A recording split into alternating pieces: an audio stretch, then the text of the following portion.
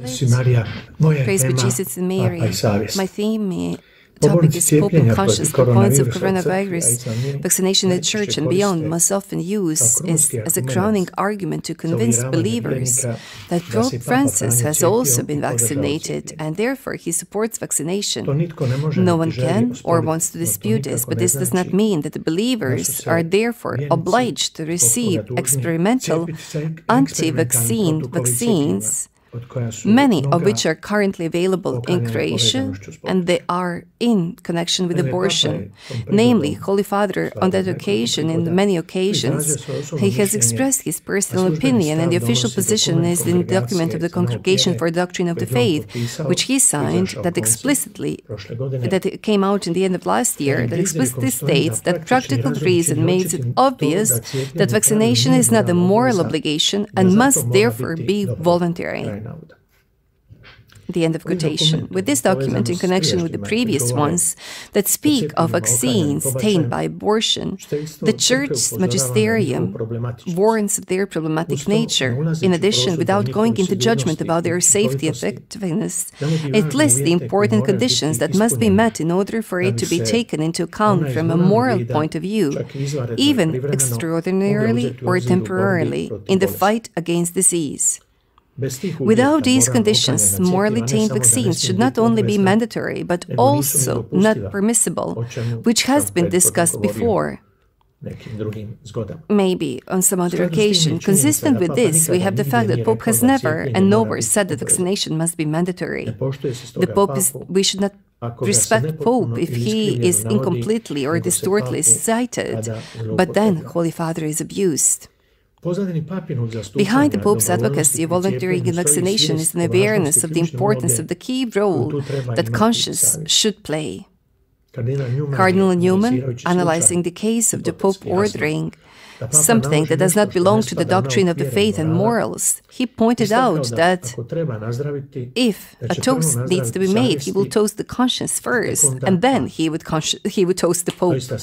Indeed, conscience, as the Catechism of the Catholic Church states, the first of Christ's vicars. This simply means that the conscience comes before the Pope, not because of some disrespect for the Pope, but because it opens itself to the truth, that is, to God, to whom the Pope is also subject. Cardinal Ratzinger explains how to properly understand Newman's toast. And he says, quotation, the Pope cannot impose orders on Catholic believers just because he wants it or finds it useful. A similar modern and voluntaristic understanding of authority can only distort the authentic theological meaning of the papacy. The authentic meaning of the doctrinal authority of the Pope lies in the fact that he is the guarantor of Christian memory. The Pope does not impose from the outside, but develops the Christian memory and defends it. This is why toast to the conscience should precede that of the Pope, for without the conscience there would be no papacy. All the power he has is the power of conscience, serving the double memory on which faith is based, and which must be constantly purified, expanded, and defended against all forms of memory destruction, which is threatened both by subjectivity that has forgotten its foundation and by social pressures, and yet cultural conformism. The end of quotation. Newman therefore may write, if the Vicar of Christ spoke against consciousness, in the true sense of the term, he would commit suicide. He would remove the foundation on which his faith stands. His right mission is to proclaim a moral law, to protect and strengthen that true light which enlightens every man who comes into the world. The end of quotation. The primacy of conscience is based, as Cardinal Ratzinger, on the availability and binding force of truth, which is objective. It is not something that is of a free will. It is the truth, objective truth. Conscience, Cardinal Ratzinger continues, in its authentic meaning, is the true foundation of the authority of the Pope. Indeed, its power comes from revelation, which complements a natural conscience, enlightened only in an incomplete way. And the reason for its existence is to be the champion of moral law and conscience.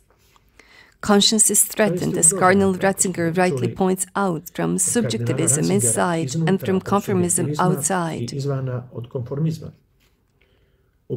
In the Corona crisis, the external threat is particularly pronounced.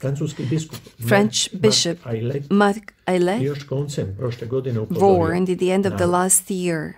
Quotation, unexpected reactions are noticed in the Church.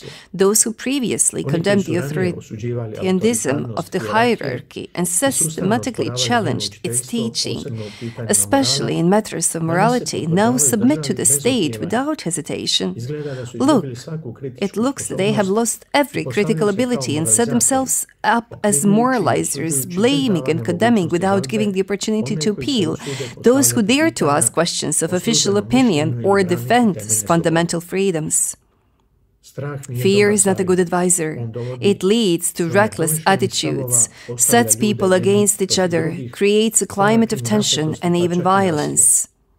Maybe we are on the verge of an explosion. The end of quotation. The example from the recent past shows that sometimes, guided by the conscience, one has to resist the unjust combined pressure of state and church authorities. During the implementation of so-called Ostpolitik, the Holy See, in the communism countries, in order to avoid even greater persecution, banned priestly ordinations in some communist countries. Then Polish Cardinal Wojtyla and the current Saint John Paul II the Great. Nevertheless, seeing that such a policy worsened the condition of the faithful, he deliberately disobeyed and secretly, with the consent of their leaders, ordained priestly candidates from Czechoslovakia and later from some other countries such as Ukraine, Lithuania, and Belarus. Karol Wojtyla had no intention of defying the Holy See, but considered himself obliged to help the Church in those countries to survive, knowing that he has an obligation before God and a duty to the suffering brethren in the faith. This example of illegal ordination under communism is very instructive. This example shows that when the Church is under attack and its survival is at stake, or when its common good is severely endangered, obvious disobedience to the Pope's orders or laws can be justified, moreover, not only justified, but just deserving.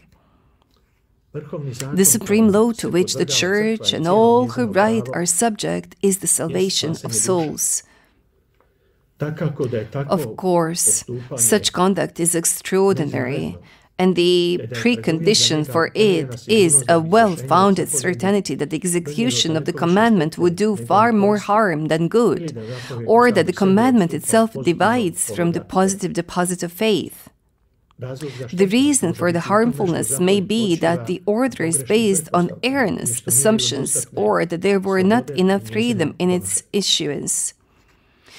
We have problematic provisions today in some dioceses when conditioning access to the sacraments both for priests and believers with confirmation or COVID confirmation or vaccination. A drastic example which goes beyond the measures for entering the Vatican, where you can stay on the basis of a negative PCR test, is the decision, definitely, of the Zrenjanin diocese in Vojvodina, north part of Serbia, which from November 1st, 2021 prohibits work, paycheck, and even staying in the church premises and any economic assistance to all priests and pastoral workers who have not been vaccinated. In the state of COVID epidemic, as man is a unique being, in the game is not only the fate of the body but also the fate of the soul. The decision to vaccinate oneself can have serious consequences and even lead to death, which then has a direct impact on the psyche of the person who is concerned. If a person, based on his experience, comes to the realization that he is suffering because of his own wrong decision, he can easily fall into despair and question the salvation of his soul. And in the event that the moral recommendation or even worse conditioning of some spiritual authority has prevailed in the decision-making process, then there may be disappointments and temptations for which many fall away from the faith. That is why pastoral care is extremely important for church pastors to strongly and courageously advocate and defend the right to independent and voluntary vaccination. A good example of this is the Danish Cardinal Jacobus Eik, who stated, quotation, conscious objections of people who refuse to be vaccinated should be respected, especially those who complain that the vaccine was designed, developed, or produced and tested using cell lines derived from aborted human beings. Such conscious objections should be taken very seriously, first and foremost because they concern the cooperation, material, indirect and distant, with the grave evil of abortion, which, although has been done decades ago, remains a severe, intrinsic evil. The end of quotation. He therefore concludes, mandatory use of the vaccine is not ethically justified. The decision to vaccinate must be made voluntarily by the vaccine recipient. The end of quotation. With the imposition of vaccination against COVID, the situation is quite clear because, as we have seen, there is no law obligation at all, but the personal opinion of the Pope. Therefore, for even more reasons, any false moralizing and imposing feelings of guilt should be resisted, and vaccination should be decided freely in good consciousness.